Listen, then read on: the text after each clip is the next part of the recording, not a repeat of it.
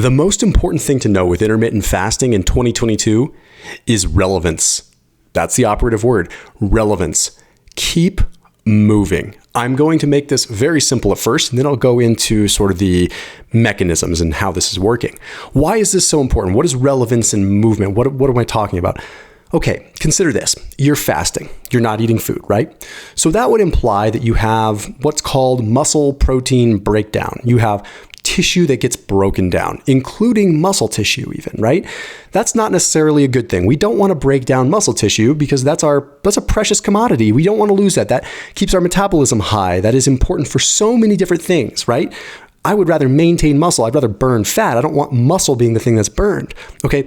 Well, what I mean by relevance is this. Okay. If we are fasting and we are moving and utilizing a muscle, don't you think that there's a little bit of if you don't use it, you lose it kind of thing, right? So if we're not in a simple situation, if we're not fasting and we don't work out, we don't go to the gym, we don't move, we don't walk, we're going to waste muscle tissue, right? Like we're not going to need it, right? Because the body's going to deem it as not relevant. You're not using it. Why would we carry it? Okay, well, during a fast, it's exacerbated because everything goes into somewhat of a survival mode. We're not eating. So the body says, oh, we're not eating, fuel is precious, and this person's not working out. So we don't need to be keeping this metabolically expensive muscle around. Let's break it down. But if we do start to use that muscle consistently and we're regularly moving during a fast, doesn't have to be a hard workout, just regularly moving, dropping and doing some push-ups now and then, doing a couple air squats, 10, whatever, consistently reminding the brain and reminding the body that the muscle is relevant. The body is going to say, oh, this person's not eating, but he's clearly using that tissue. That tissue is very important. Don't break it down. Find something else to break down.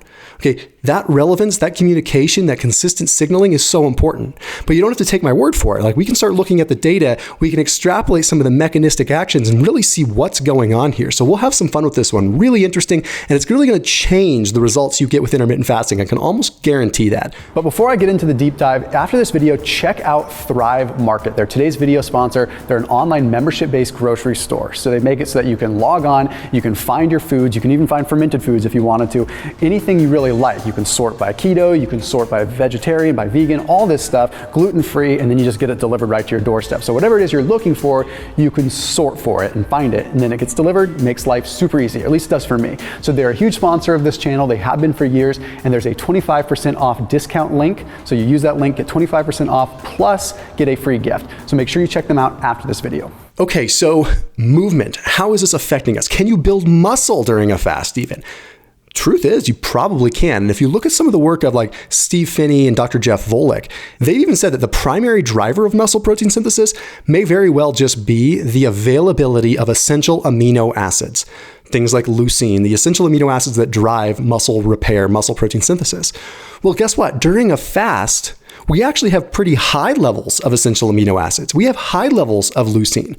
Our protein levels in the blood don't actually go down.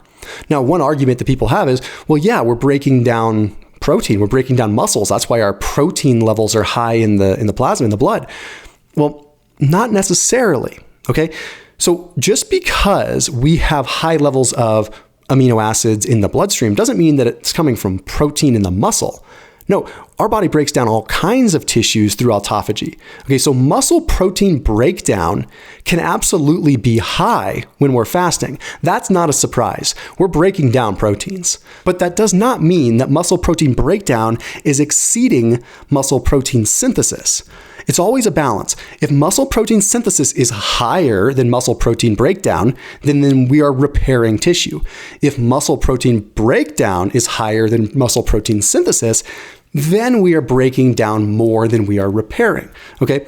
So just because we're fasting does not mean that muscle protein breakdown is higher than synthesis. As a matter of fact, what's interesting, especially with autophagy, is certain cells turn over faster than muscle cells. So it actually is not a stretch at all to think that the body would preferentially break down other cells before muscle cells, especially if the muscle cells are deemed relevant. There's that word again. We're using muscle cells. and there's plenty of other tissues and cells to break down, it's probably going to break down the ones that turn over faster. In fact, one of my favorite people in the world, Dr. Peter Attia, has said, almost quote, "It's not out of the realm of possibility that our bodies can eat a meal of protein from our own tissues during a fast. It's not out of the realm of possibility that our bodies can break down tissue from another area, from cells from another area, and get enough amino acids to justify muscle building and muscle repair." Okay, so can we build muscle during a fast? I don't know. That's an interesting question because thermodynamics come into question there and there's a lot going on. But one of the things we have to look at is mTOR. Okay, there's this thing called global mTOR activation. And when we're fasting, mTOR, as a general rule, is turned down. mTOR is like the pro-growth signaling. So we think, well, it's impossible for us to have synthesis and repair during a fast because growth signaling, mTOR, is turned off. mTOR is not typically phosphorylated. However, locally, at a muscular level, not just globally over the whole body, we can have specific kinds of mTOR, like mTOR C1, that are cranked up with exercise.